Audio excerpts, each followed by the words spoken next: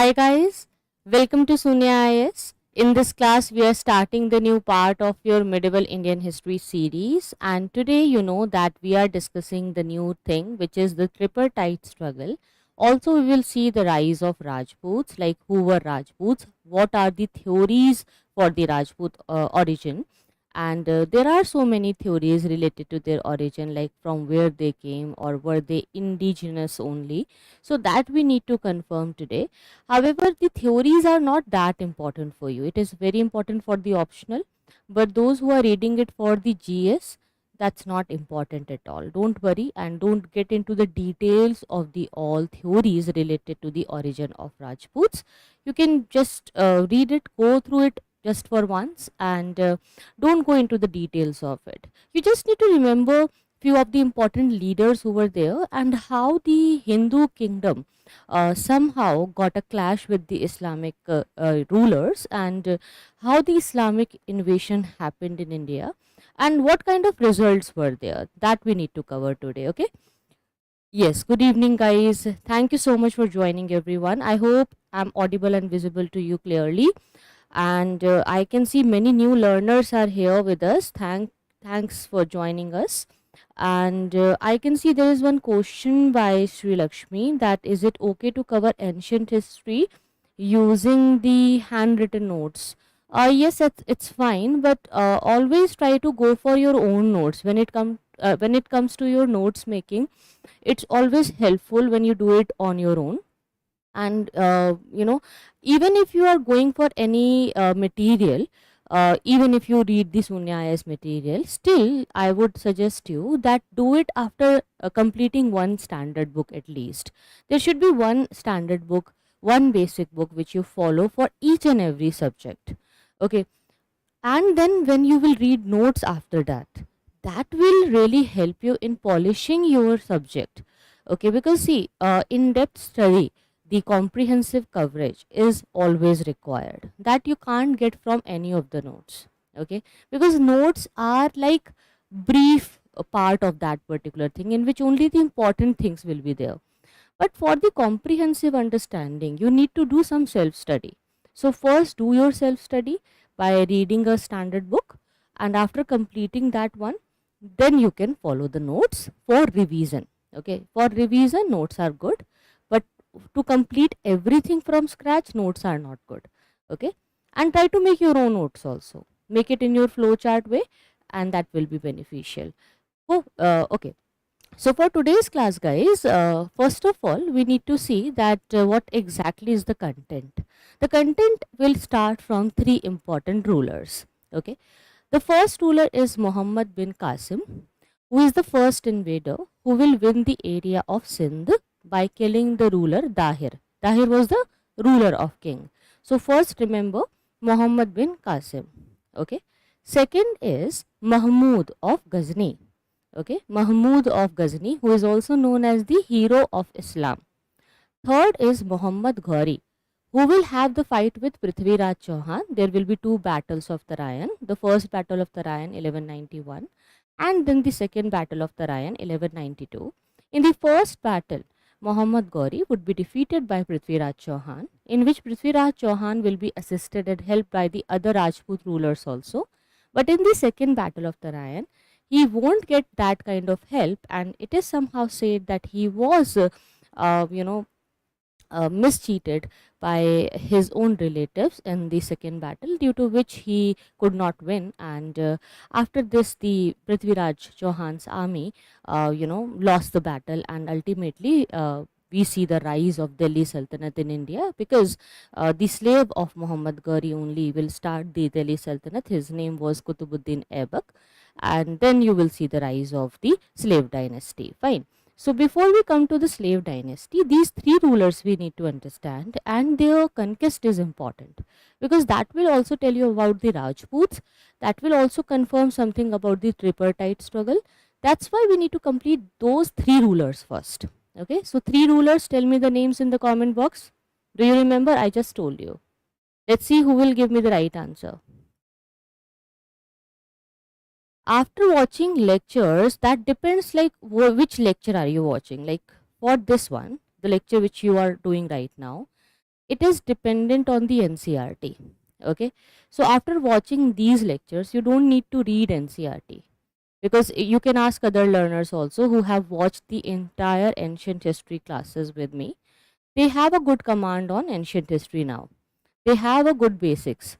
They know more than NCERT. So I am quite confident that I cover more than NCERT with you guys. So you would not require to read NCERT after watching this lecture series. I have not made any series on the standard book yet, which I am planning to do after completing NCERTs. Okay. So when I will do that in standard book series, there I would be able to tell you that if the series is completely fine and if you can avoid the books after it or not. Right now, I feel that you should read standard book because this series is only for NCERTs. It's not doing the standard books. Okay. Yes. Hello Ram Kishan. I can see many old students are also here. Great, great. So let's come back to the topic, guys. I'll discuss more about handwritten notes, other notes, coaching materials, and what is the difference, what are the different kinds of material available in the market. I'll discuss this in the end. Okay, today I'll try to tell you that what approach you can follow and from where you can get the notes, and what are the best standard books you can do for history. Just remind me in the end, okay, because sometimes I forget that what I wanted to explain you. So extra discussions are going to be there after the topic is completed. Fine. Okay, great. So first of all, this is a live session. Okay, it will be recorded, don't worry. You can find it always on the YouTube, but this is right now going live. So early medieval India we are doing, and I asked you to write the three important names, three rulers who invaded India. So first Islamic ruler was, tell me, Muhammad bin Kasim. Second is Mahmud of Ghazni. Third, Muhammad Gori. Okay, these three rulers, try to write it also in the comments. When you will write, you will remember and learn quickly. Okay, so first topic which we are doing today is the brief history of Rajput kingdoms. After this, we will discuss the Arab conquest of Sindh, which is the opening up of the door and a new pathway to enter the India. Then we will discuss the Mahmud of Ghazni. Then we will discuss the Muhammad Gori or Mahmud Gori. And then ultimately we will discuss the failure of Hindu states, like what were the causes and what kind of things were lacking. Of course, there was the lack of unity. We will discuss that. Here in the map, I just want you to see few of the areas. This is the area of Arabs. These were the Arabs of Multan. And here you can see the area of Kashmir. This is the area which were under the control of Chauhans of Delhi, the Prithviraj Chauhan, who will come later. But before him, we will discuss more about Gurjar Pratihar rulers.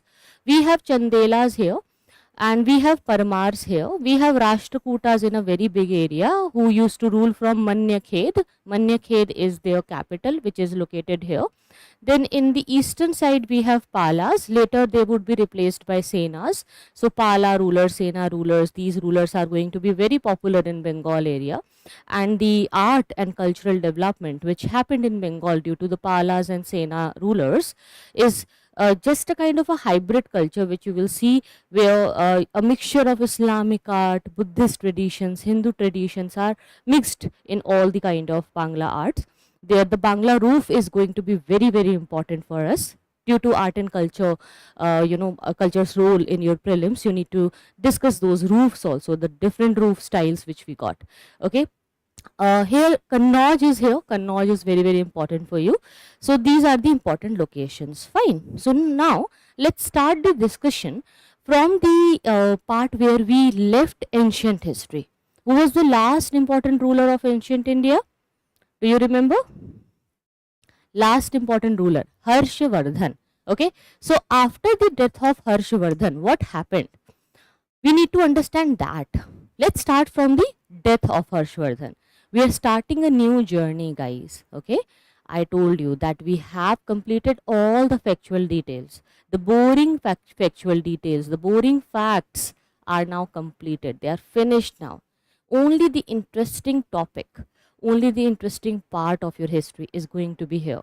Okay, so now going forward from the today's session, you will find it very very nice, and if you will miss the storyline, you will not understand it later. Okay, so try to keep very good attention in the class, and you will enjoy it a lot. Okay, I promise you that this session is going to be, or these sessions going forward are going to be the best sessions of your life if you will try to enjoy it. Okay, so just watch it like a movie. We saw that Harshvardhan was a great ruler of ancient history, right? After the death of Harshvardhan, what happened that Indian subcontinent got divided among different kingdoms. So many small kingdoms came, different rulers came, and then rise of Rajputs also happened. Okay, so when we talk about Rajputs, sometimes it is said that they were the mixture of Indians and foreign rulers. Like we had Indian Rajputs, the ruling class, and some foreign invaders like Kushans, Shakas, Parthians. They came to India, they settled here. So they were good fighters, they were warriors. So ultimately, by mixing of these people, by intermarriages and adopting the similar customs, ultimately they came and settled in the India. They got absorbed in the Indian society by Indianizing themselves, and then the rise of Rajputs happened from there only. The origin starts from there. Few of the theories are there in which they discuss that Rajputs came from a very important fire altar. There was a fire sacrifice going on, and out of it they originated. So these kind of superficial theories are also there. Sometimes it is said that no, they were Indians only, they were always here, they were from the warrior class, they were very very brave, loyal, honest, and they came from the Kshatriya clan only. So they have this theory also. So we have Suryavanshi Rajputs, Chandravanshi Rajputs, different types of Rajputs are also there. The only problem with these Rajput rulers, which we saw was about their ego. Sometimes they used to seek a lot of respect, you know, uh, in their family and sometimes with their neighboring areas. So they had territorial disputes, they had boundary disputes. Within their families, within their neighboring areas, they used to fight, sometimes due to which ego clashes were there. And ego was very, very high. When you talk about the respect, ego, the kind of, dabdaba in society, that bahubali kind of nature or that kind of image which they used to make, it was very important for them. They could not lose their prestige.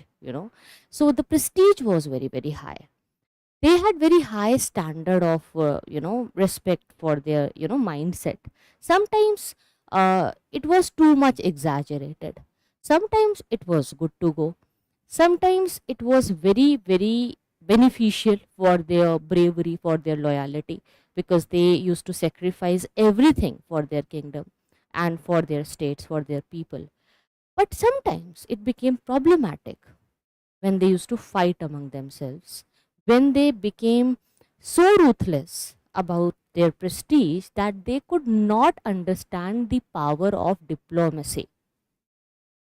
It is always said that everything is fair in love and war. इश्क में और जंग में सब जायज़ है. But what is not jayaz, what is not right in the war, in the battlefield is that you lose the battle. What will you do with that respect or prestige when you are losing the battle?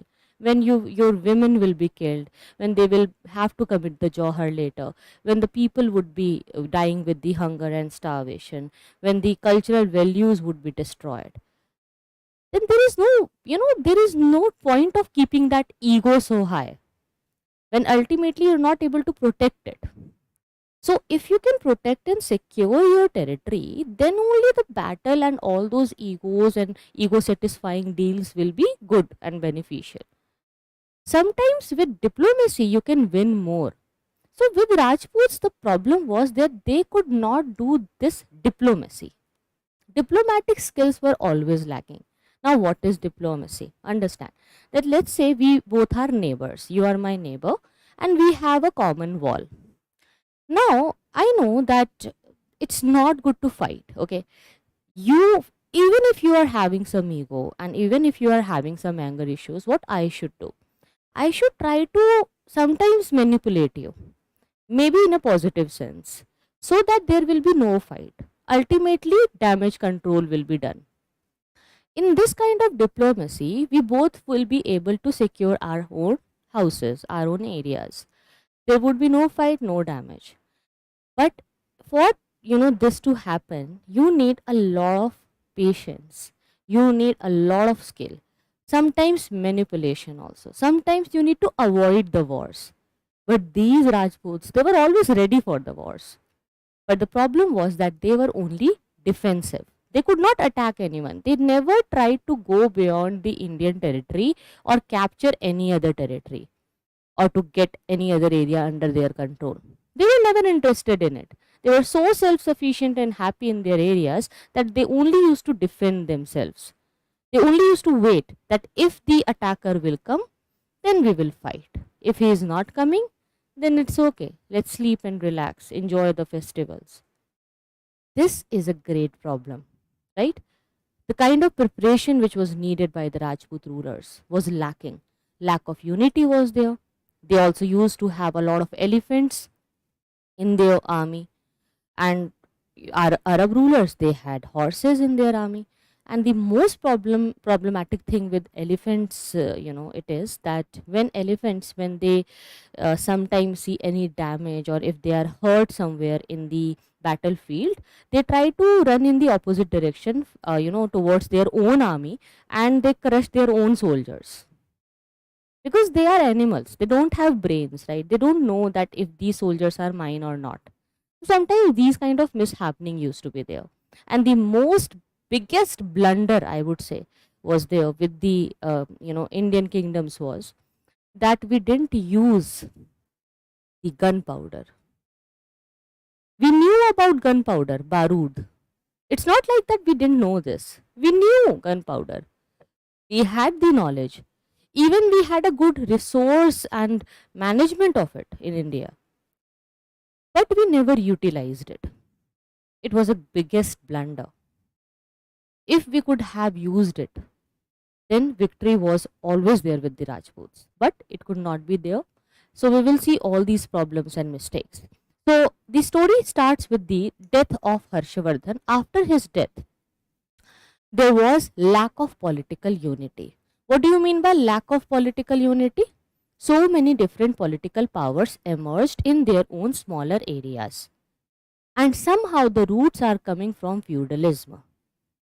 As we have discussed, that feudalism was there, Samantavadi Vyavastha.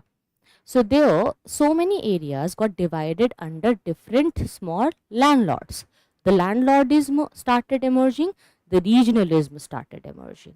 Due to that landlordism and regionalism, ultimately here we saw that political unity was not there. There was no central government, no single ruler to guide these people, to control them. Okay. They were not controlled enough. In their own region, they behaved like a ruler, like an independent ruler who made their own set of rules and regulations. Now, this is a great problem because when you have different set of rules and regulations in different areas, you won't be able to have a kind of a mixing or intermixing. If you want to do some trade or commerce or any other thing, a lot of different rules will be applied on you. New types of taxes, new types of weapons, new types of strategies, every time a new plan, new standards of weights and measures. So these problems got there. But there is a positive side also, that we got the variety of art and culture, variety of paintings, variety of workshops, different types of artists. They were doing good in their own aspects, in their own areas. Even if today you will try to read about the paintings of India, we are having lakhs of styles of paintings. In all different regions, we have different types of flavors. So it was just because of this regionalism only. Clear? Fine. Now, next important thing which you need to understand here is that as there was no political unity in North India, the country was split up into number of states, and the important kingdoms in North India that time were Kashmir, Gandhar, Sindh, Gujarat, Kannauj, Ajmer, Malwa, Bengal and Assam. They were all very, very powerful. Okay. But then came the important Rajput kingdoms. The dominance of Rajputs began from the 7th and 8th century, and it lasted till the Muslim conquest in the 12th century, which is the rise of Delhi Sultanate. In the 12th century, we will see Delhi Sultanate coming in India. So, theories about the origin of Rajputs are there. Like, there is a consideration that they were the descendants of foreign invaders and the Indian Kshatriyas who got mixed by marriages, and their chief occupation was war, trade, agriculture, and everything under them. All the types of occupation. Their chief occupation, like Rajput's chief occupation was, ruling. But the chief occupation under them, which flourished, was in all the fields. Primary activities, secondary activities, tertiary activities, all of them were flourishing. Now, if we talk about the important Rajput rulers, we have powerful Gurjar Pratiharas. Now, these Gurjar Pratiharas, they controlled the part of central India and the western India for a very long time. And this is surprising to know that Islamic invaders, even during the time of Gurjar Pratiharas, wanted to enter India, but they could not do so because of the powerful Pratihara kingdom. Invaders were afraid of these rulers. After the decline of Gurjar Pratihara kingdom, the Islamic invasion will happen inside the India. Until then, we will only see them outside the part of present Indian territory, and they will only reach till the part of Multan and Sindh, which you can see here. Sindh, Multan. But they won't be able to cross the Sindh area. It will be highly difficult for them. Islamic rulers, for them it was difficult due to the presence of Gurjar Pratihara rulers. So the Gurjar Pratihara rulers were the earliest of all the Rajput rulers. Okay, do you have any doubts till now? I hope you're understanding and enjoying the concept. Let me know if there is anything which comes to your mind. Okay, I didn't discuss the details of the origin of Rajputs because I have briefly explained this to you. Just don't try to get into the details. It's not important for the exam. Okay, focus on the Gurjar Pratiharas now. So they are the earliest of the Rajput rulers, most important. And Harish Chandra, Raja Harish Chandra, was their first great leader, and then they started the contest to get the area of Kannauj. So they had fight with Palas of Bengal and the Rashtrakutas of Deccan, especially to get the area of Kannauj, because at that time I told you that Kannauj was on uplifted land. It had many fertile rivers around it, and so many trade areas were located. So due to the trade centers, the taxation was always high. So it was a great source of wealth, and that's why these rulers wanted to control the Kannauj. So Pratiharas, Palas and Rashtrakutas started fighting. Now they started fighting for Kannauj so much that Kannauj became the symbol for the victory of any Indian ruler. It was said that the main ruler of India can only have Kannauj. So if you win Kannauj, you will be the greatest ruler of India. So getting Kannauj became the best of their fighting spirit and also their ego spirit. Now, the Chauhans also came later. Chauhan ruled in the area of Ajmer, okay, and which is the area around Delhi, you can say. They ruled from the Delhi. They made Delhi their capital also. And Vigraharaj, the Chauhan ruler, was the most important ruler who occupied Delhi area. After that, Delhi was always under the Chauhan. Sometimes they are also known as Chahamans. Okay, so when Islamic invaders came and later when Europeans came, no, they changed the Indian names. Okay, so they started calling these names in a very shorter way. So instead of calling them Chahamans, they called them Chauhans in short. Okay, like this, even the Amer fort is having a different name. It was known as Amber Kila, Amber fort. But Mughals, they could not spell it correctly, so they started calling it Amer. Okay, so the Parmars were also important rulers. Parmars were the important king, and they were also ruling the part of Rajputs in India. And the most important Parmar ruler was Bhoj, Raja Bhoj. There is also a, saying that Kaha Raja Bhoj, Kaha Gangu Teli. Okay, or sometimes when you talk about the richness and glory, you tell the example of Raja Bhoj. Like Bhoj was a great ruler who was a very liberal ruler who used to give liberal donations, who had a great empire. Inflation was too low at his time. He used to control everything very nicely. His military conquest as well as his cultural contributions remain notable in the history of Rajput. Okay, and here you can see these important rulers at the map. Now, when we talk about the Arab conquest of the Sindh, which happened in 712 AD, starts the new chapter in the history of India, because from here in 712 AD, you will see the culmination of Islamic art, culture, and other things in India, and the rise of Islam will also happen.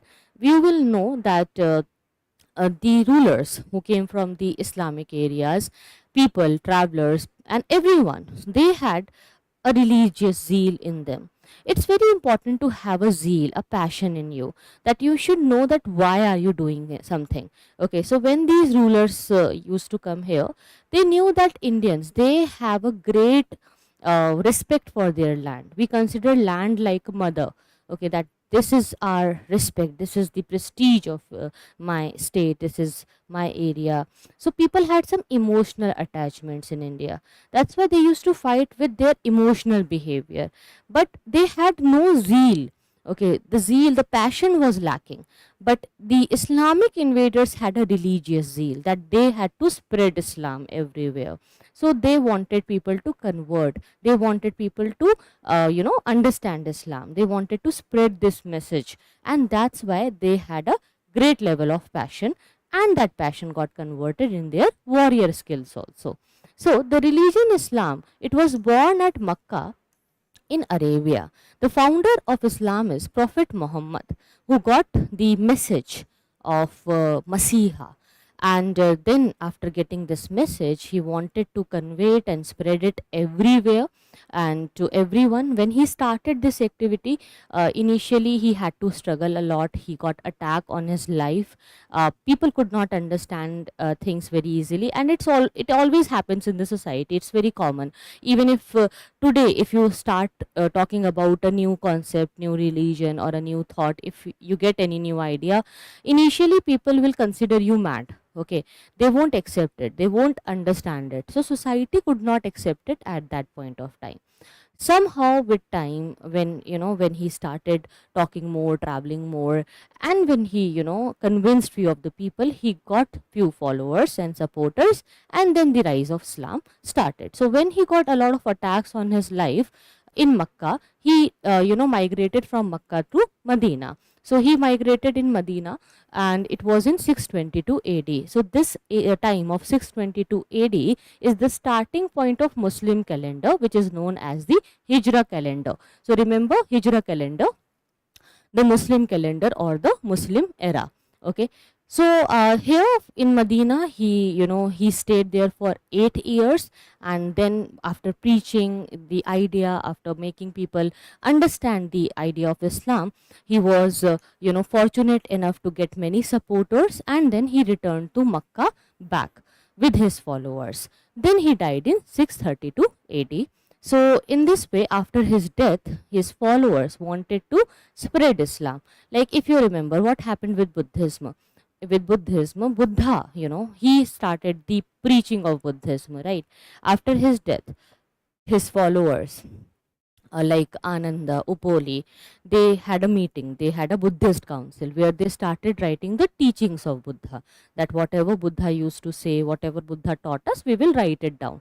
And we will convey it more to the world. Okay, so even after the death of Buddha, the spread of Buddhism was happening. It was done by the rulers like Ashoka, then Kanishka, right? They spread it, everywhere. Even they went beyond India. They spreaded the Buddhism and the Indian culture to China, Java, Sumatra, Sri Lanka. So similarly, here also same thing is happening.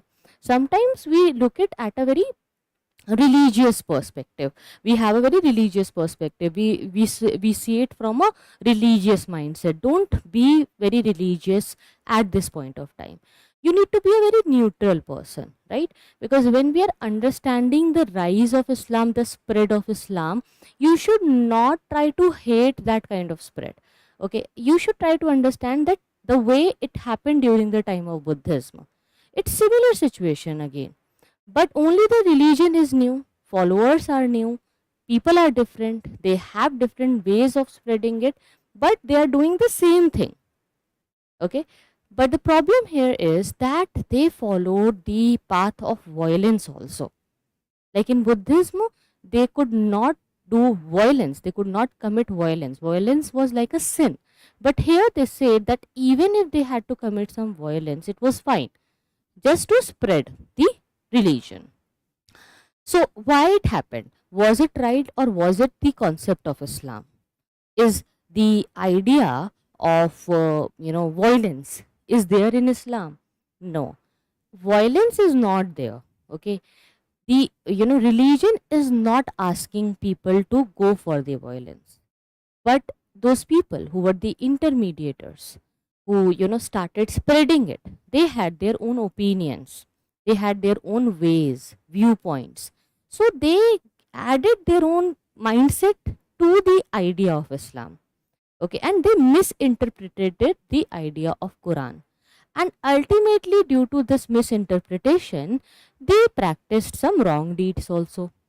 Okay, so when these practices are happening, we should not try to raise a finger on the religion. Instead, we should raise the finger on those followers who misinterpreted it, who took the sense in a very wrong way and started a wrong message in the society. So here the followers of Muhammad, they set up an empire known as the Caliphate. Here you can see the Arab Empire. And from here they will enter the area of Sindh, which was like the gate of India, the gate to enter the India. After Sindh, they will try to get the area of northwestern India, but they could not enter here due to the presence of Pratihara kingdom. They were obstructed. They had to stop. Their expansion was obstructed because of powerful Rajput kingdoms in the western India at that time. I'm talking about the time of 712 AD. But you will see the fall of Rajputs, the lack of unity, the lack of power which will be there. So when these problems will increase in the northwestern side, then the people of Arab Empire, the invaders, travelers, everyone will have the opportunity to get inside the area. Ultimately, they just got the area of the gateway, right? Sindh area. So they were just waiting to see the weakness to be exposed. So they were waiting for a better future. And where they were waiting? They were waiting at Sindh. Okay, so they were sitting on the borders, looking at India, trying to enter it, and they were just waiting for a small opportunity, which will be there after some years. Okay, so let's see how the opportunity will come. So after 8 years, he returned to Makkah. Okay, and then his followers started the empire. So we had two types of caliphate. Caliphate like Khalifa, the religious leader, who will have the religious authority also and political authority also. Sometimes it is also known as theocracy. In Buddhism also, in the Tibet area, theocracy was followed, where the religious head will also have the political powers. Okay, even in the Turkey area, they will follow the theocracy, where if you remember that during the time of Mahatma Gandhi, we will see Khilafat Andolan. If you have heard about it, in the Khilafat Andolan, it was for the Khalifa, okay, the Turkish Sultan, that Sultan should regain his political authorities and power by the Britishers. So ultimately, that Khilafat Andolan only got converted into the non-cooperation movement, where Hindus also joined later. So you will see that here Khalifa is important. He is a religious head. He is also the political head. He will control everything. He will uphold Islam, the order of Islam. So we had two types of Khalifas, the Umayyad Khalifas and the Abbasid Khalifas. So remember Umayyads and Abbasids. Umayyads and Abbasids. They are the two groups of Islamic followers. Okay, so Umayyad Khalifa and Abbasid Khalifa. Okay, they were called caliphs. Caliphs in Hindi, Khalifa in Hindi. Khalifa in Hindi, caliph in English. Fine? Yes. Now the next part is the invasion. Okay, so what happened, that the invasion of Sindh occurred in the 712 AD. I told you the first ruler which you need to remember is Muhammad bin Qasim. Okay, first Islamic invader in the Indian subcontinent was Muhammad bin Qasim. Okay, so Muhammad bin Qasim, he was the commander of Umayyad kingdom.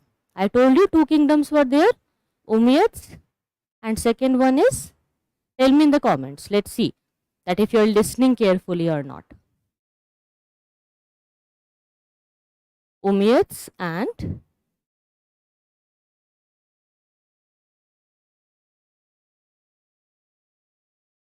Abbasids. Okay, so if it is asked that Muhammad bin Qasim came from which group or which kingdom, so remember he came from Umayyad kingdom. He was the commander of Umayyad kingdom. Muhammad bin Qasim, commander of Umayyad kingdom. Okay, clear? Remember this, very important. Now Muhammad bin Qasim, he started the journey from Arab. He did the conquest of Multan, the Afghanistani area, and then he organized the administration of Sindh. After winning the area, the people of Sindh were given the status of Zimmis, the protected subjects. Can you see something different here? First, let's understand a point that Muhammad bin Qasim, when he came here in Sindh, he had to fight with the ruler of Sindh, whose name was Dahir. I will write it here for you. King Dahir. Dahir was the king of Sindh. So he was defeated. Okay, Dahir was defeated. When Dahir was defeated, this ruler, Muhammad bin Qasim, now became the ruler of Sindh area. So he started new policies of governance. He was an Islamic ruler. So he took a title that I am the protector, because I have killed their king. King used to protect these people. So now these people who are in the Sindh area, living in the Sindh area, they are my people. They are like my janta. So they would be known as Zimmis. Okay. So Zimmis were the protected subjects. But Zimmis here would also mean people having a second standard of nationality. Like let's say we Indians, we make a group and we try to settle down in USA. Okay, we have so many Indians living in USA, right? So if we will settle down in the USA, we can make our own home there, we can start earning, we can live there for a very long time. After living for a very long time, we will consider that we are no more Indians now, we are Americans. Okay, but even if we will become Americans, even if we get the nationality of that area, even if we get the citizenship of that area, we will not be the first citizens, because we are not having the origin, the roots from the America. As we migrated from the Indian area, so we will always have the citizenship which is considered to be the second standard, okay, or the lower standard. So Zimmis are the subjects, they will have the citizenship of this particular area, and they will be considered under the ruler of Muhammad bin Qasim, but they will have a lower grade of citizenship, you can say. Okay, so Zimmis were indigenous people who got captured due to the loss of Tahir, of course, and now they were known as protected subjects.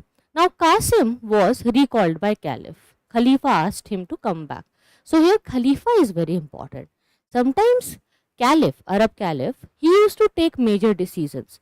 Sometimes he used to fight the wars, not by going on the war directly or to the battlefield directly, but by sending any of the commander. Even it is said that for a very long time, Babur, who came to India, the Mughal ruler, he was also working for the Khalifa for a very long time. Okay, he used to serve Khalifa because he was not having his own territory in his hand. He lost the area of Samarkand, and then, after a lot of struggle in Samarkand, he had to serve Khalifa and fight the battles for Khalifa. And later, after so many problems, he got to see the rise of power in the area of Hindustan. So that's a very long history. We will come to it when we will discuss Mughals. Okay, as you know that I have the this problem of going into a lot of details when I come to the topic. So when we will discuss Mughals, I'll discuss that rise of power. Just understand here a point here, that basically Qasim is considered that he really was concerned about the area which he got. I would not say that he was concerned about the people, but he was more concerned about the resources. He knew that Sindh is a very resourceful area. So many coastal areas are near. A lot of trade and export used to happen. So he wanted to control it. He knew that this is a source of wealth for me. Also, he wanted to reorganize the administration so that it could have some better management. So he improved the administration of Sindh area. Then the expansion of Muslims in India started from here. Why? Because the door was open now. Okay, before this there was no opening. Okay, of course they knew about the routes. There were so many land routes, sea routes, and so many passes were there in the northwestern India. But it's different to go to a new area for doing the trading activities, to buy something, to sell something, to travel or to be there. That's a different concept. But to put your army and ask all of them to cross those passes, fight a battle, win the area, live there, reorganize the administration, have a governance there, that's a different thing, right? It's a completely different concept. It never happened in the northwestern India by any of the Islamic ruler yet. When I say that it never happened, understand that we are reading medieval history, which is a new phase of history. I'm not discussing ancient history with you. So you would have this thought that we already had invaders in the ancient times also.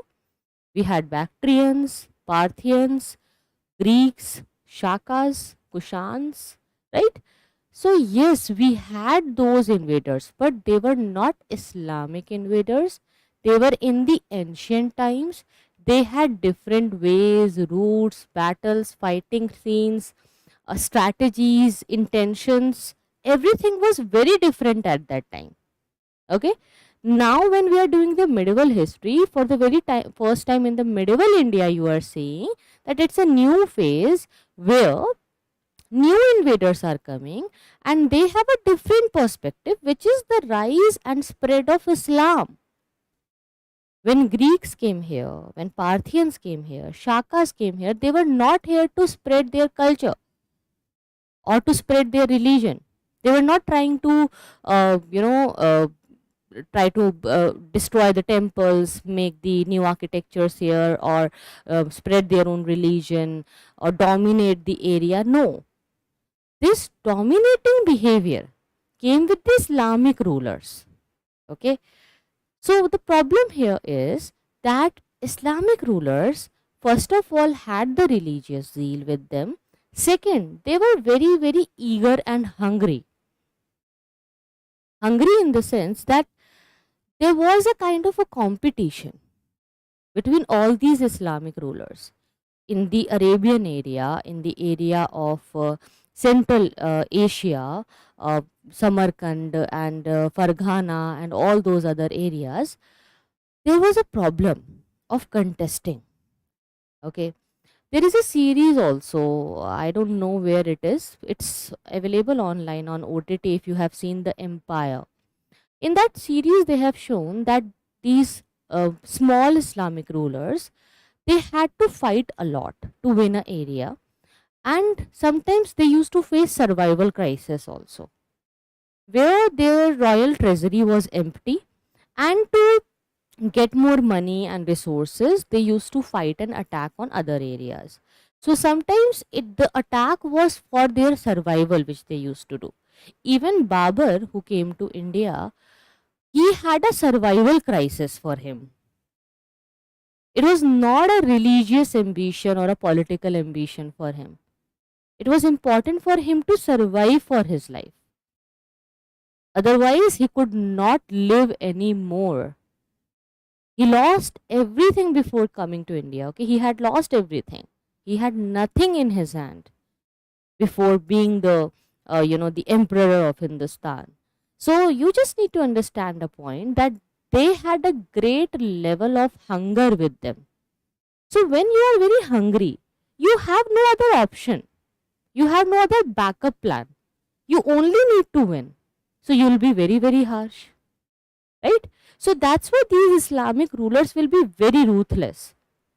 There will be no rules, regulations, ideas, morals, ethics for them. They'll do whatever will be right and fine at that point, which suits them for their victory. They will do only that. Otherwise, rules are only rules for them. Now, the expansion of Muslim happened because the new gate was opened, and this new level of new way, new opening got started. But the problem was that they could only expand until the part of Sindh. After Sindh, there was obstruction. Expansion was obstructed beyond the area of Sindh. Why? Because powerful Pratihara kingdom was ruling in the western India. Okay. So they had to fight with these rulers. They knew that they could not win because at that time, Gurjar Pratiharas, they had a very great army.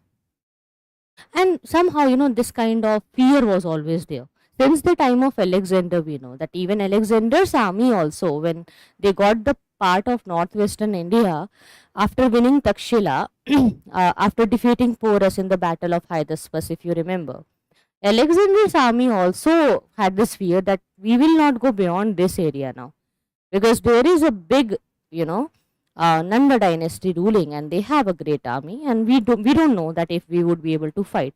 Also, after reaching this particular area of Sindh, no, they became very tired because the location, the terrain, was not very comfortable.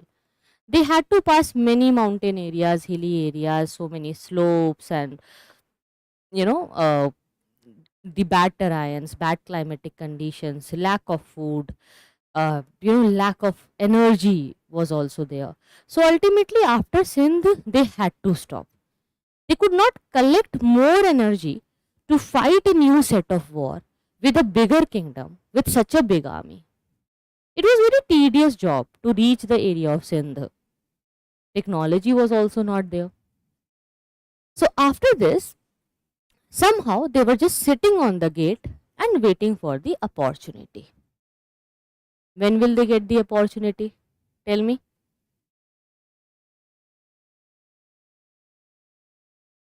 Yes, they became very cruel, right, Ambika? Exactly. So, when will be the opportunity for these Islamic rulers to cross the border of Sindh? Who will cross the border of Sindh? Tell me. I told you about three rulers, no? So, the second Islamic ruler will cross the border of Sindh. He will reach till the part of Punjab. What's the name? Can you tell me? No, no, not till 1191. 1191 is the Battle of Tarayan. No, even before that, they crossed it. I'll tell you how. Basically, when they were sitting in this area, from the Sindh area, many travelers, many people used to come, and through many Arab travelers who visited Sindh, they used to cross the borders and trade a lot. They wrote about the Indian, art, culture, Indian medicine, Indian astronomy, Indian secrets, Indian knowledge, everything. It was carried to far off land. Even the Indian numerals in the Arabic form went to Europe. Very important. Can you write this point? Please write it. Write it in your notes. The Indian numerals in the Arabic form went to Europe after the Arab conquest of Sindh in 712 AD. Please write it down. The Indian numerals in the Arabic form went to Europe after the Arab conquest of Sindh in 712 AD. Let me have some water. What? Why are you giving me the surnames like Gori, Ghazni? Tell me the name of the ruler. Ghazni is the name of a place. Ghazni is not the name of ruler.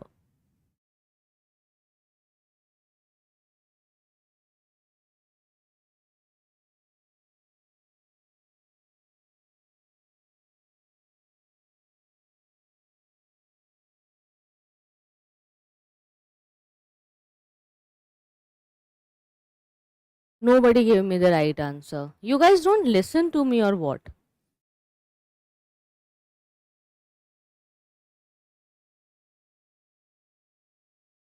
I don't know. I have explained this so many times. I told you the names, those three names, repeatedly, again and again. If it could have been the offline class, you all have got one scale on a on your palm very hardly by me.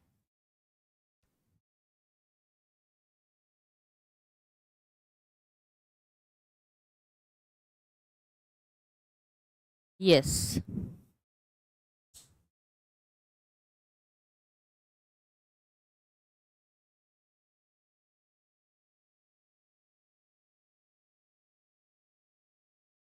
Right answer, Sri Lakshmi.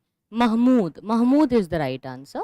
So next ruler who came here is Mahmud. Mahmud of Ghazni. Okay. So Mahmud of Ghazni started his invasion, and Mahmud will cross the area of Sindh. Okay. He will reach till the area of Punjab, some parts of Gujarat also. So Mahmud of Ghazni is also known as the hero of Islam. Do you know why? Because he was the one who really spreaded Islam in the real sense, in the true sense in the India. He also destroyed many temples, and the destruction of temple was not only religious, it was also to destroy the political authority. As I told you, that temples denoted the power and prestige of the king. So if you destroy the temple, you destroy the power of king. It's like the attack on the authority of the king, right? So Mahmud of Ghazni is said to have made 17 raids into India. Okay, 17 times he came. Even sometimes it is said that they made it their, what do you say, hobby. That if there is lack of money, let's go and plunder India. If you want more money, let's plunder India. If they felt bored, they used to come and plunder India. It became a day to day activity for them. Come to India, plunder it, take the wealth, go away. Every time they used to do it. Okay, so North India at that time had many of his invasions, and North India was completely divided into different Hindu states. There was no central authority, so ultimately nobody could stop Mahmud of Ghazni. So Mahmud again and again came and invaded India. Now, if we talk about his campaigns, his initial raids were against the Hindu Shahi kingdom, which extended from Punjab to Kabul. Okay, so here in the Hindu Shahi kingdom, when he entered the northwestern area, there the king Jaipal used to rule. So King Jaipal was defeated in 1001 AD. Very easy to remember, the date is easy, 1001. Okay, so in 1001 AD, Jaipal was defeated. Okay, so when Jaipal was defeated, he felt very humiliated. He committed suicide. Okay, he immolated himself and he just died. He was not really happy after all these things. So his son Anandpal wanted to take the revenge. So he again had the fight, but Anandpal was also defeated. Okay, Jaipal was defeated, then Anandpal was also defeated. But when Anandpal was fighting against Mahmud, at that time, ruler of Rajasthan Kannauj supported him. So now Mahmud, in his eyes, those supporting rulers will come. Have you seen this in any of the marriage ceremony? If you have paid attention to it, people don't see the bride with that attention, but they look at those two girls, who also walk along the brides on both the sides, because people know that bride is getting married today. Okay, there is no scope, no chance with her anymore. So people have more eyes on those girls, you know, who walk with the bride. So here also same thing happened, right? The bride, Anandpal, is not having much attention. After defeating Anandpal, the supporters of Anandpal, who came with Anandpal, they had to fight the next battle with Mahmud of Ghazni. Clear? Bridesmaid, yes, we call them bridesmaid.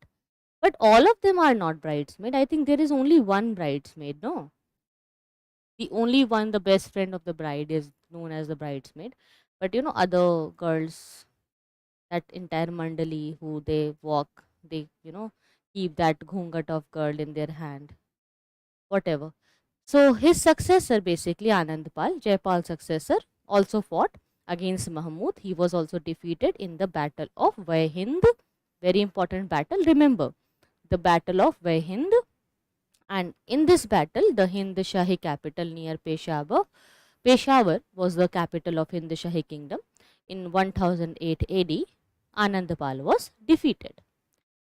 So Mahmud now got the area of Peshawar also. Then he extended his rule over the Punjab area. Most of the Punjab area was under his control. You can write this point if you want, that after defeating Anandpal in the Battle of Vaihind, the Hindu Shahi capital near Peshawar in 1008 AD, 1008 AD, Mahmud extended his control over most of the Mahmud extended his control over most of the Punjab area. Punjab area. Okay. So then what happened? That in 1001, Mahmud killed Jaipal. In 1008, Mahmud killed Anandpal. In 1011, 1011 AD, he raided the Nagarkot in Punjab. Punjab Hills had the area Nagarkot and Thaneshwar near Delhi. Do you remember who was having the capital in Thaneshwar? Tell me the name of the ruler who had the capital in Thaneshwar. Okay, one hint is there. The ruler was from the ancient history. We have already mentioned his name in today's class.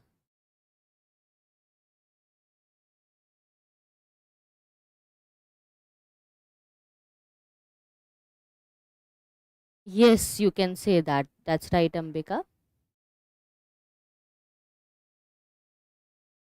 Harshvardhan, exactly. Harshvardhan had the capital in Thaneshwar. Okay, so in 1018, Mahmud plundered the Mathura.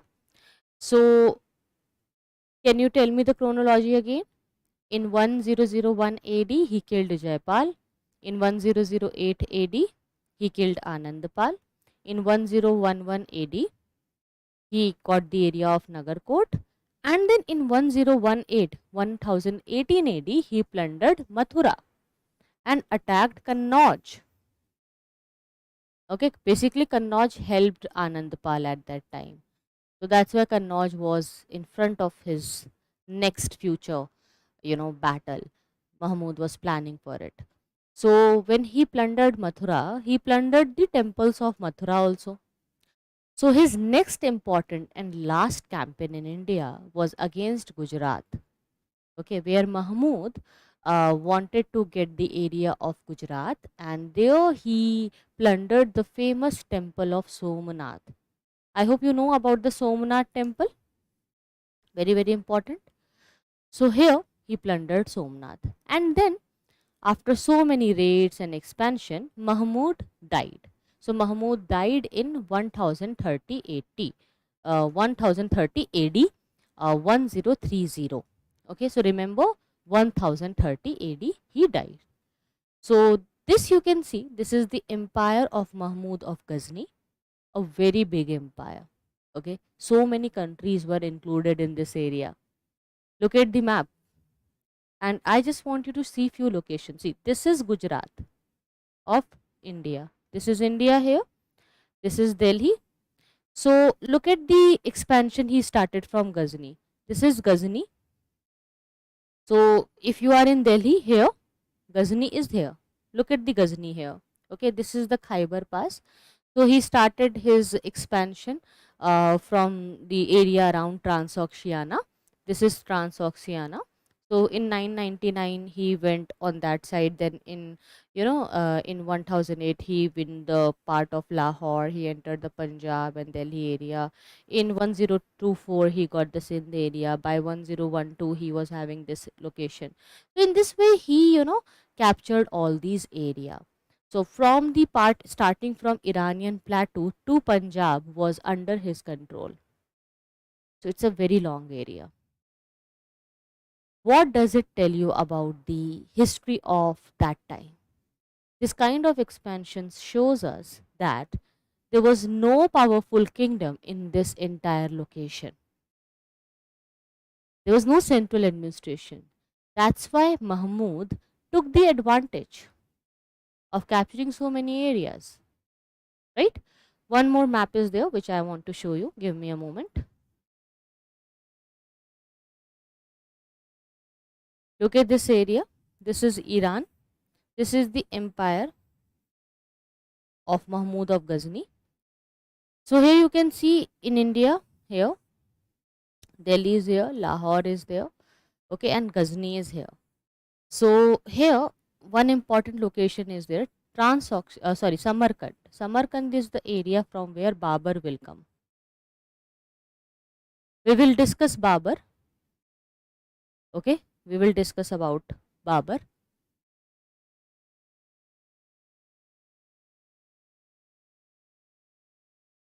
later when we will discuss Mughals, okay. Fine. Now, understand a point here that Mahmud, why he is known as the hero of Islam. He really expanded Islam a lot. So, what are the results of Mahmud invasion? He started a new way. He gave a new way, a new idea for Turks and the Afghans for further conquest. Right? So, more new routes were opened. And he drained the resources of India due to his repeated raids. He deprived the Indian manpower. So many soldiers died, right? So many soldiers will die. Ultimately, it will result in the weakness of the Indian army. Mahmud's empire extended from Punjab in the east to Caspian Sea on the west, as we have just covered in the map, from Samarkand in the north to the Gujarat area in the south. The Ghaznavid Empire, which he had, the Mahmud's empire was known as the Ghaznavid Empire. It included Persia, means Iran, Transoxiana, area around Samarkand, Afghanistan, and Punjab. So many poets also used to live in his court, like we have a poet laureate in his court, Firdausi. Firdausi was a poet, Firdaus, and he was the author of Shahnama, which gives a good detail about the rule of Ghaznavid Empire. Then Al-Biruni was also very important writer who wrote the famous Kitab-e-Hind, which is an account of India. This you can mention in your mains answer to get some extra marks. You will definitely get 1 mark extra if you will write and mention this book. Al-Biruni wrote the famous Kitab-e-Hind, an account on India, which gives us a detail of medieval India. So this is a source. Okay. So now came the third ruler. I told you that 3 rulers we will cover.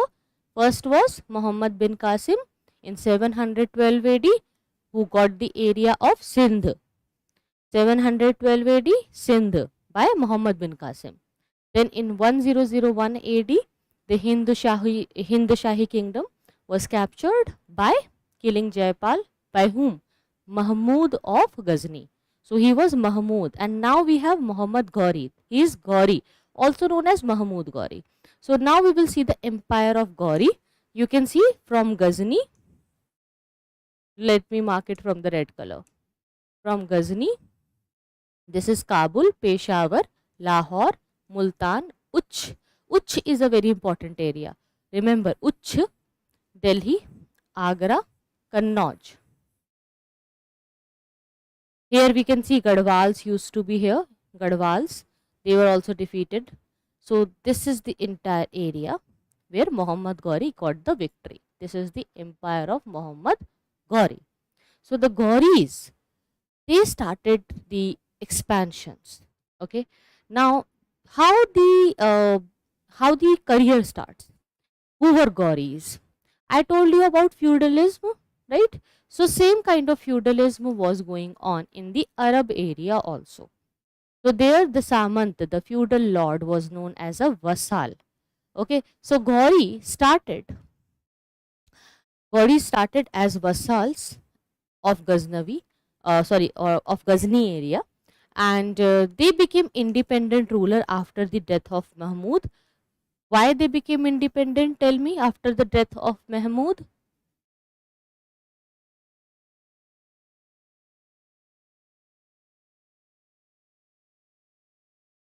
Yes, it's near Afghanistan, Ghazni area. Today it is in Afghanistan.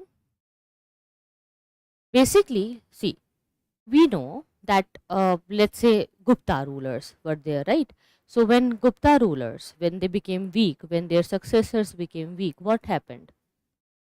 New rulers or small kingdoms, they became independent.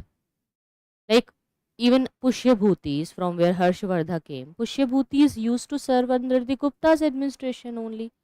They were the feudatories, but they became independent, right? So here also the most important big ruler was Mahmud of Ghazni. So Mahmud of Ghazni had the Ghaznavid empire, and after the death of Mahmud, small vassals and feudal lords became independent. So Goris also became independent. And then after the decline of Ghaznavid empire, which was established by Mahmud of Ghazni, after it got declined, Muizzuddin Muhammad, popularly known as Muhammad Gori, brought the Ghazni under his own control. Okay, and then he started expansion in this direction. You can see this is the direction of his expansion. Clear? Is there any doubt? Have you understood about all 3 rulers? Muhammad bin Kasim, Mahmud of Ghazni, Muhammad Gori. Clear? So Muhammad Gori, his name is Muizzuddin Muhammad, popularly known as Muhammad Gori, got the Ghazni area. After getting Ghazni, he got the expansion in this direction and reached till the part of Kannauj. So in 1175, you will see that Muhammad Gori captured Multan. Multan is in the area of Afghanistan only. Then he occupied whole of Sindh area by 1186. Then he attacked Punjab, annexed the Punjab in his dominion, and then he moved to the eastward to Satluj river. And then when he crossed the river Satluj, he came near Delhi. Then he had to face Chauhans, Prithviraj Chauhan. And now comes our hero, Prithviraj Chauhan. Okay, so Prithviraj Chauhan, he knew that these rulers, Goris, are very, very powerful. So Prithviraj Chauhan had a very good diplomatic skills. He, made all the Rajput rulers aware of it, and he wanted everyone to come and join him. All of them together had the first battle of Tarayan against Muhammad Ghori, and then Muhammad Ghori was defeated in the first battle of Tarayan in 1191. But the problem was that Prithviraj Chauhan, he left Muhammad Ghori. See, this is a problem.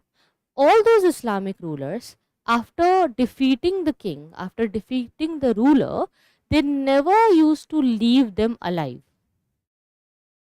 Because see, who is more dangerous? One who is already damaged or one who is not damaged? Tell me. घायल शेर ज़्यादा खतरनाक होता है. It's more dangerous. So that's why here this घायल शेर, he wanted to take revenge. So Muhammad Ghori returned next year, and now he was ready for the battle. Somehow it hurt his ego that I am not able to win such a big empire, and I got defeated, I got humiliated. He could not, absorb and understand and agree to this humiliation at all. He was humiliated a lot.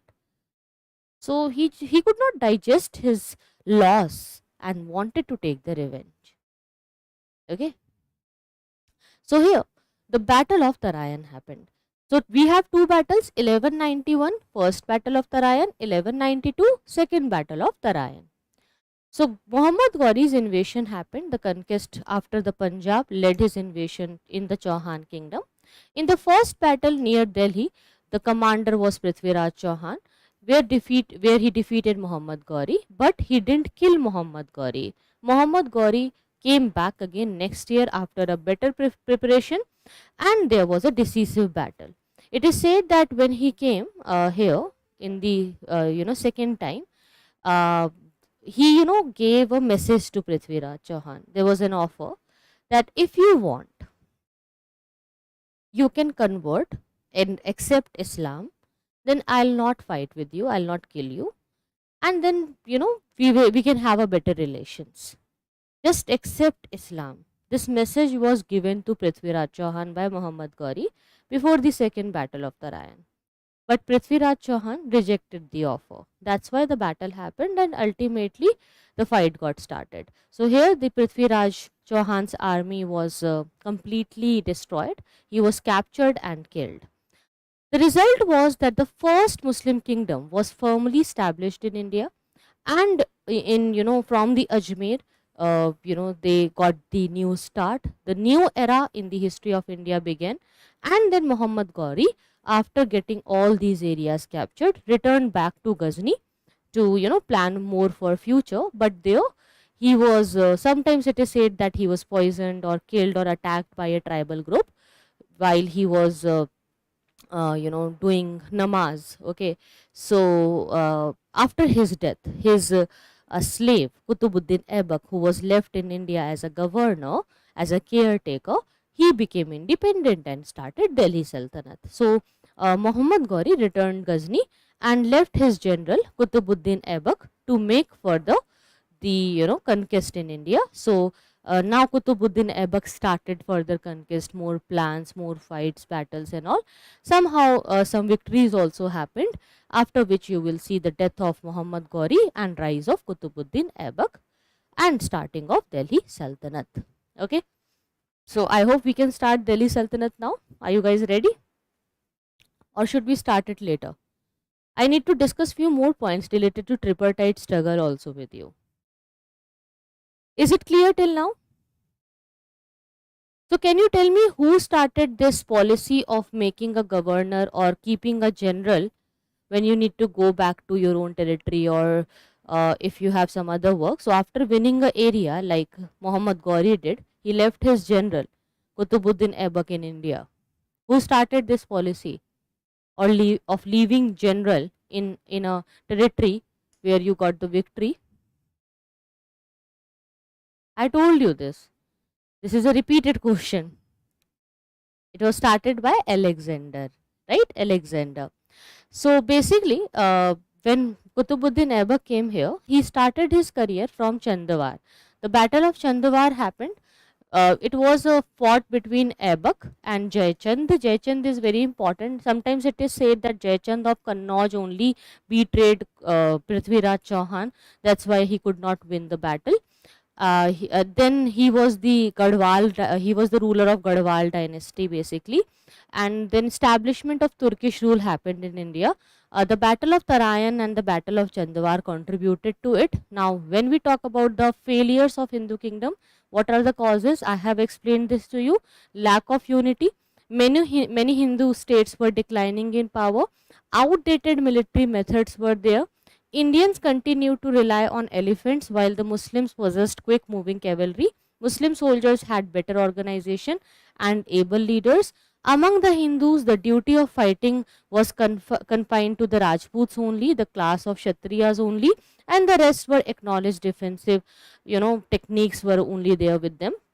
So of course they could never attack. They never wanted to expand a lot.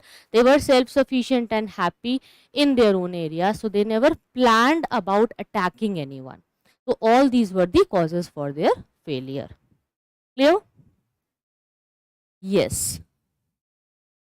So now after this we need to start a chapter which comes from the Satish Chandra. Have you seen there is a book of Satish Chandra? This is the book of medieval Indian history. It's also there in your class 11th, and in old NCERT also it is there.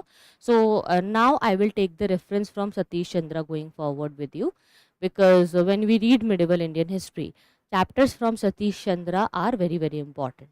Okay, so we will do this, this book also. Some important chapters I'll be taking from here and I'll be discussing it with you. So there is one chapter. First chapter is not that important in the book, but the second chapter, if you will see, is about the tripartite struggle. So basically this tripartite struggle is also known as the age of three empire. We have three empires: Rashtrakutas, Pratiharas and Palas. So from 800 AD to 1000 AD, we will see this struggle for domination in the North India, which is known as tripartite struggle, and they all wanted to win the area of Kannauj. So of course they will fight for Kannauj. Okay, so we will discuss Palas, Pratiharas and Rashtrakutas here. Okay, I just need to dictate you few points. And for 2 days we'll not have classes. I'll update you about the next class in the group. So there will be a gap, like a weekend holiday is going to be there. Meanwhile, you would be able to have some revisions also. Fine.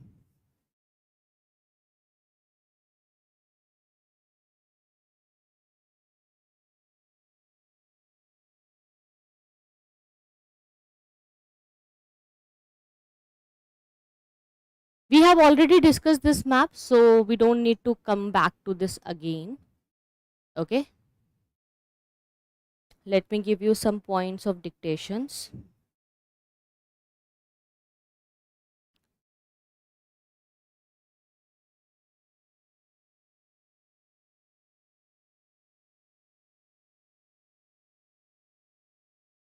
Okay.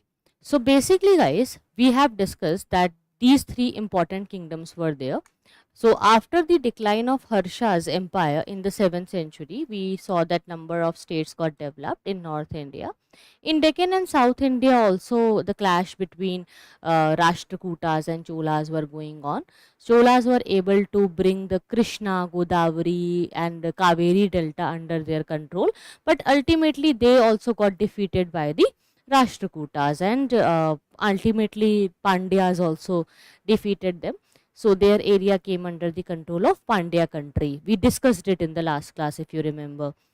Then we had the Pala Empire, which was very dominating in the eastern India till the middle of 9th century. Pratihara Empire was in the western India and the upper Gangetic Valley. Rashtrakuta Empire was the most important and powerful dominating empire of the Deccan at that time, and they controlled all the territories in the North India, not in the North India but the Central India and South India. So they had many of the territories and they lasted for the longest period of time, and they also served as the bridge between North India and South India, and they became the link for the economy between North India and South India, and also for the cultural matters they served as the link. Why they served as the link? Tell me. I told you that why the link will be there, because of their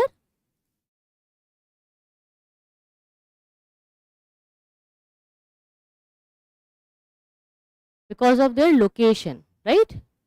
Due to their location. Fine. So kindly write a few of the points, like this is a point of dictation which I want to give you, short dictation only. Please write. Put a subheading, start it from a new page.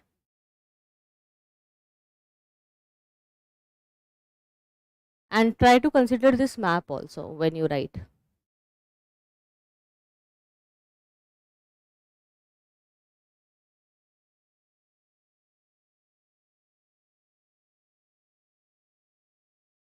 Put the heading, the age of three empires in northern India. The age of three empires in northern India. First point, transitional period of Indian history from 750 to 1200 AD.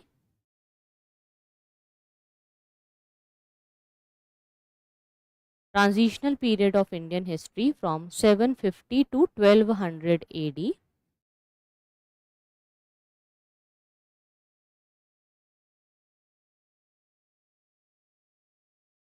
Following the death of Harshvardhan was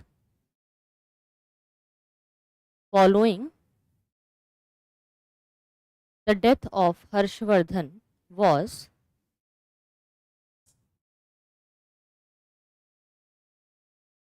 marked by the emergence of Rajput clans.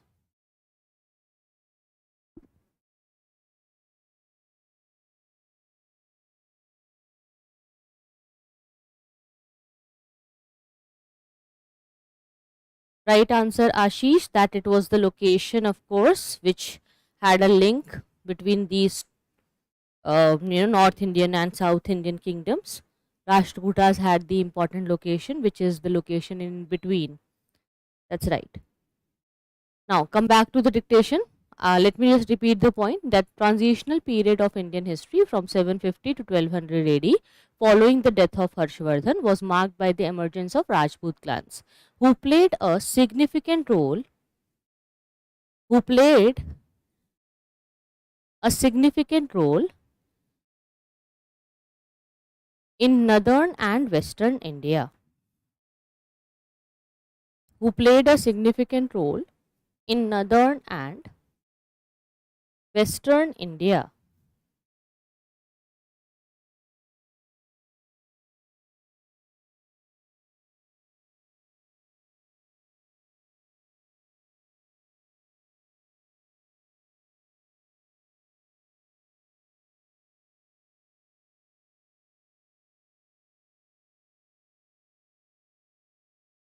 The term Rajput denotes a tribe or a clan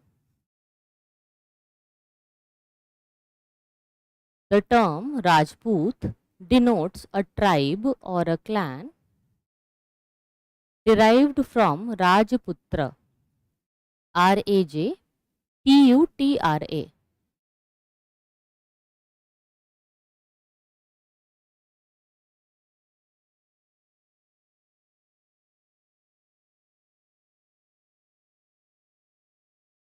The term Rajput denotes a tribe or a clan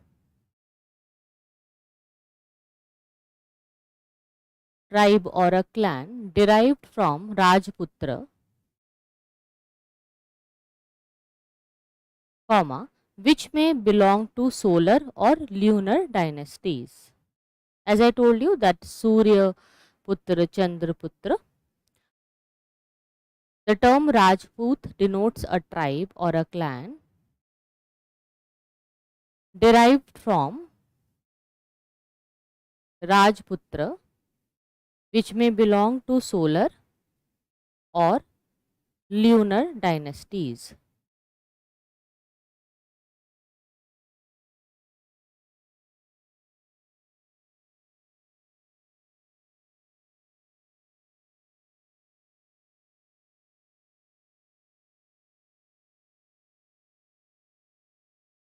Okay. Now, please write the next point. Three major kingdoms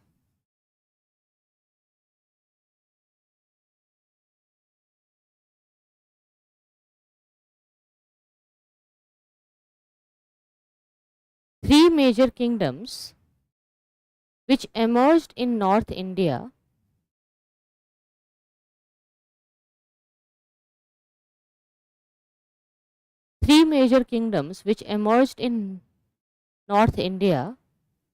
and the Deccan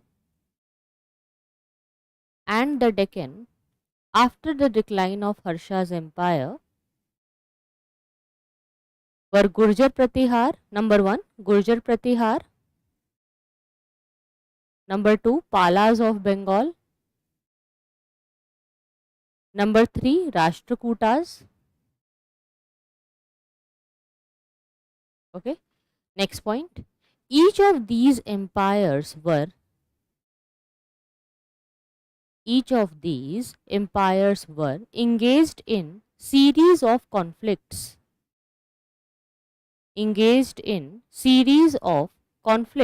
to get the control over Kannauj, and this struggle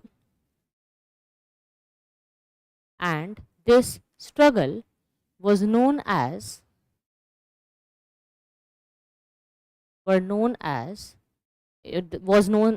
the Tripartite Struggle. Tripartite Struggle. Okay. Next point. So we discussed the basics, right? I hope you understand that we covered that how these three empires were there. So first point which they are discussing here in the book is about the Pala Empire. Basically, Pala was there, which was founded by Gopala, and you can see this in the map. Pala Empire had a very big area, and then we had the Gurjar Pratiharas. I have already discussed Gurjar Pratiharas with you. Right, briefly we covered it when we were discussing those three important invaders. So let's start from Gurjar Pratihars. Okay, so please write number 1.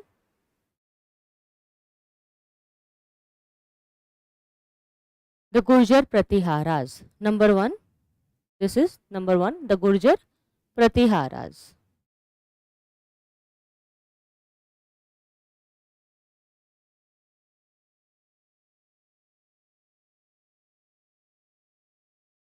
I'll repeat the last point again. Just give me a moment. Three major kingdoms which emerged in northern India or North India and Deccan after the decline of Harsha's empire were number 1 Gurjar Pratihar, number 2 Palas of Bengal, number 3 Rashtrakuta. And each of these empires were engaged in the series of conflict to get control over Kannauj, and this struggle was known as the Tripartite Struggle. Okay, I have repeated this. Still, in case you miss anything, no, don't worry. You can even watch it again, because the live classes are recorded on YouTube. So you just need to move the video backward. Backward, forward you can do. Even in the live class it is possible. You can do it. You can even change the speed of the video if you want to write in a very slow way. If you are a slow writer, it's fine. If you can't take the dictation very quickly, you can make it slow, reduce the speed of video and listen to me and then write. So please write the first Gurjar Pratiharas. They originated from Gujarat or southwestern Rajasthan. They originated from Gujarat or southwestern Rajasthan, comma, who were involved in pastoral activities, and the Pratiharas literally means doorkeepers. Doorkeepers. Like चौकीदार, you know, doorkeeper जो door पे रहता है. So doorkeepers. They are mentioned in a whole inscription of Pulkesin II. They are mentioned in a whole inscription of Pulkesin II and the records of Hyun Sang and Harshcharita. And in the records of Hyun Sang and Harshcharita. So basically we can call them Pratiharas or Gurjar Pratihara, same thing. Pratiharas in short you can say. So they, they came from the Gujarat area, Gujarat or southwestern Rajasthan area. They had fight with Rashtrakuta to control the Malwa area and Gujarat area, and later they had fight for Kannauj. They were the most important earliest Rajput rulers, and the most well-known king was the Nagbhatt I. Please write this one. Nagbhatt I, who was known for repulsing an attack of the Malechhas, possibly the Arabs of Sindh. So that's why it is said that the Sindh invaders could not enter India due to the presence of Pratiharas. Okay, and the real founder was Raja Bhoj. He is sometimes called as Mihir Bhoj. He rebuilt the empire again by about AD 836, and he recovered Kannauj, which remained for with the Gurjar Pratiharas for a very long time as their capital, and for almost a century they had a hold over it. In a sanguinary battle on the bank of the Narmada, Bhoj was able to retain his control, and he got the very big part of Malwa and some part of Gujarat also. He was a devotee of Vishnu and he adopted the title Adi Varaha. This you need to write. Sometimes they ask you about the titles in the exam.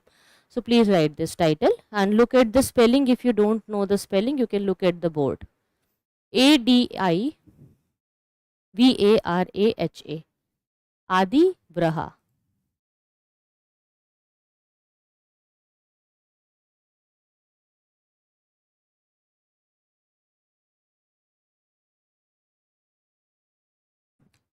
Clear? So basically Bhoj was succeeded by his son Mahendra Pal I, who extended the empire over Magad and North Bengal. Then in the reign of Mahipal, the Rashtrakuta ruler Indra III completely devastated the city of Kannauj.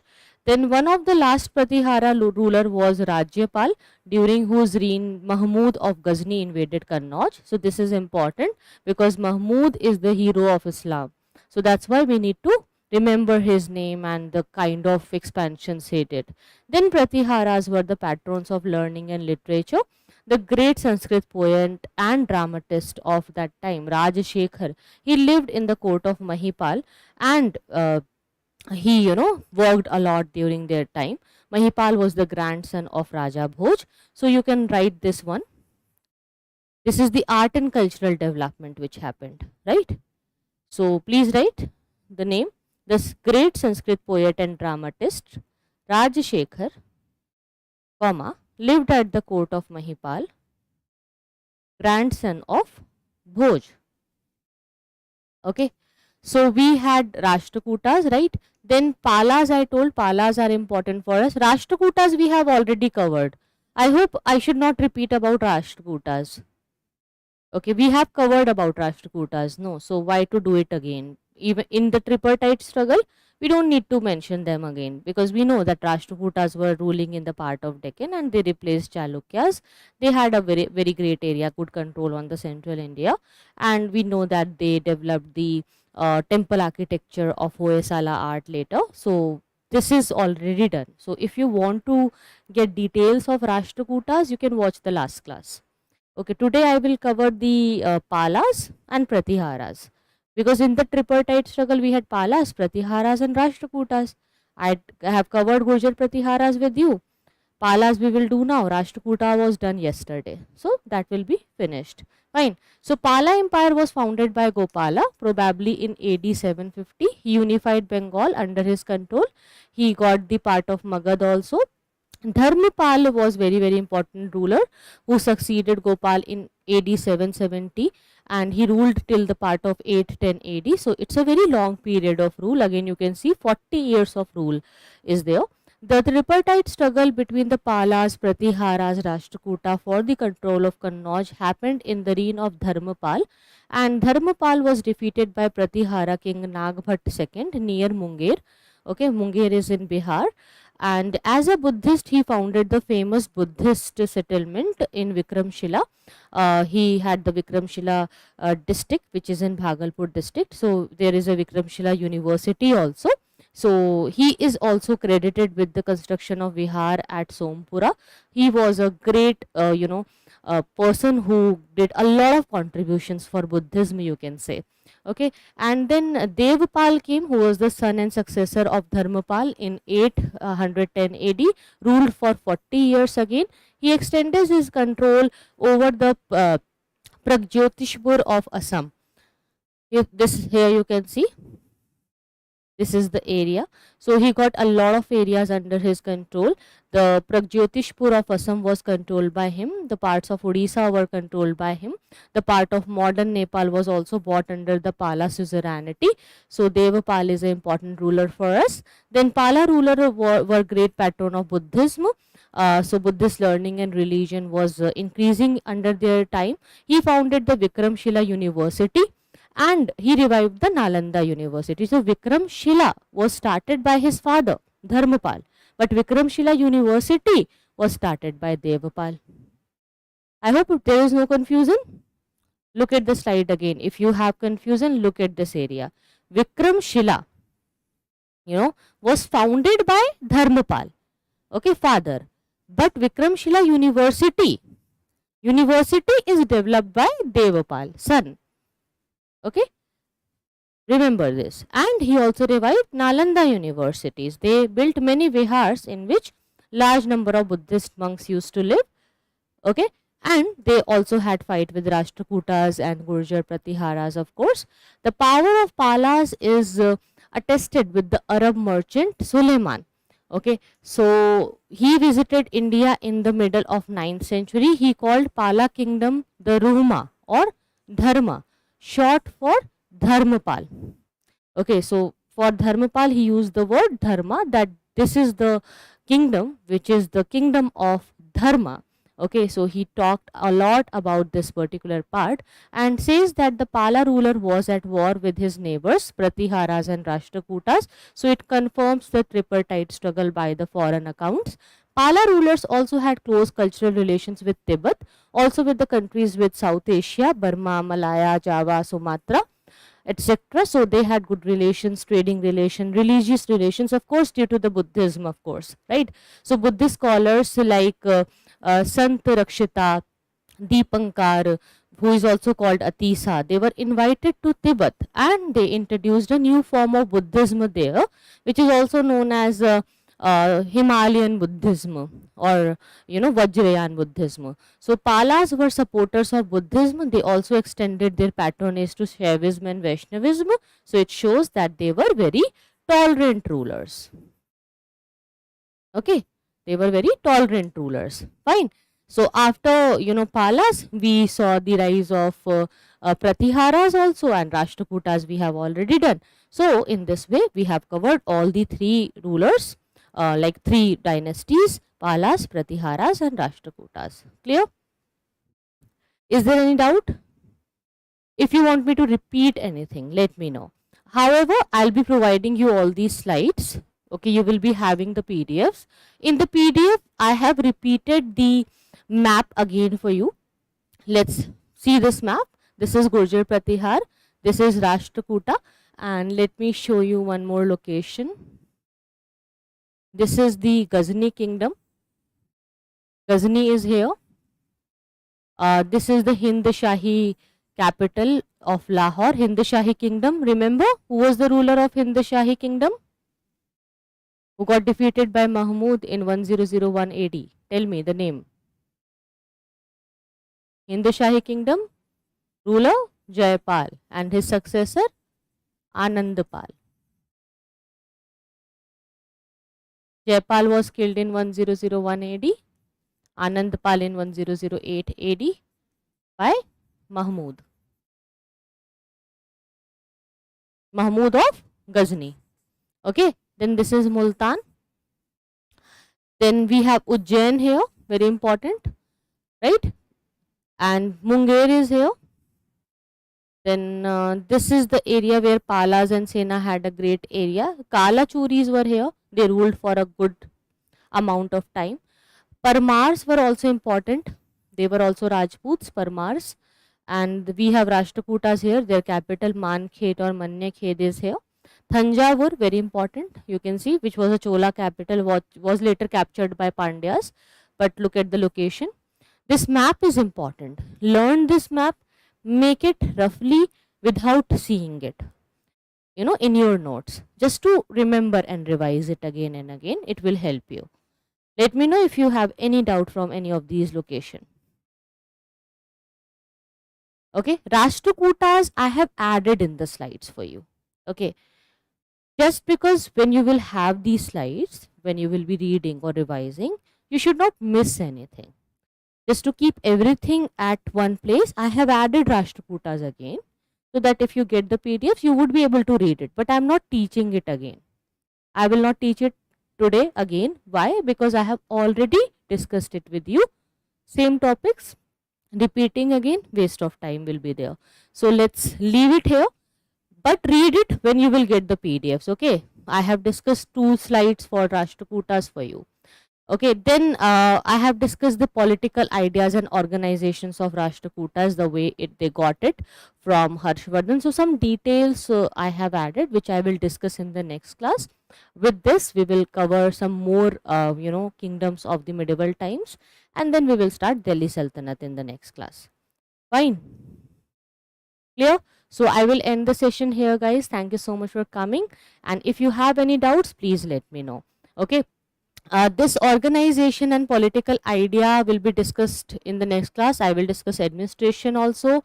I will discuss the clash also. I will discuss the kind of competition which they had, and then the rise of Delhi Sultanate will be there. Some details which I have not covered in the last classes will be done. Don't worry, but I have added some extra points for you in the PDF, so you would be able to read it, and repeated points would not be taught today.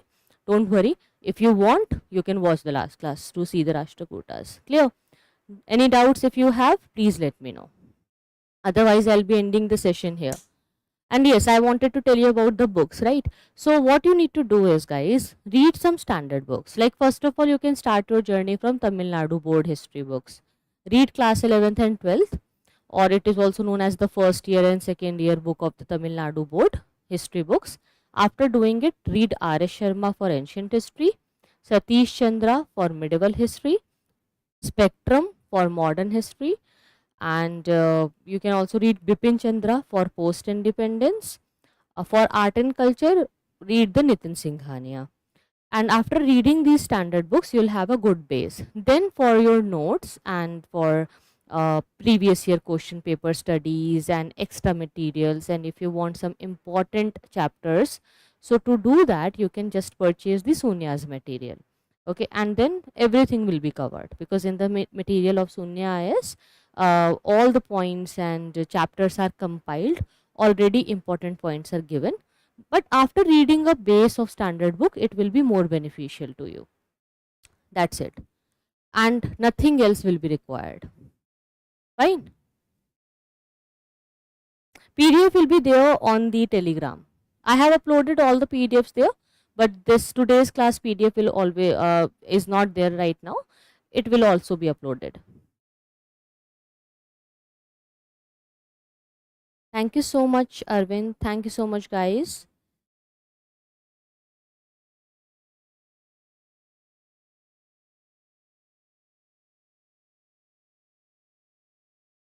Okay. So thank you so much, guys. I'll see you guys in the next class. So for 2-3 classes, for 2-3 days, we may have a gap, and I'll update you about the next lecture soon. See you then. Take care. Bye bye.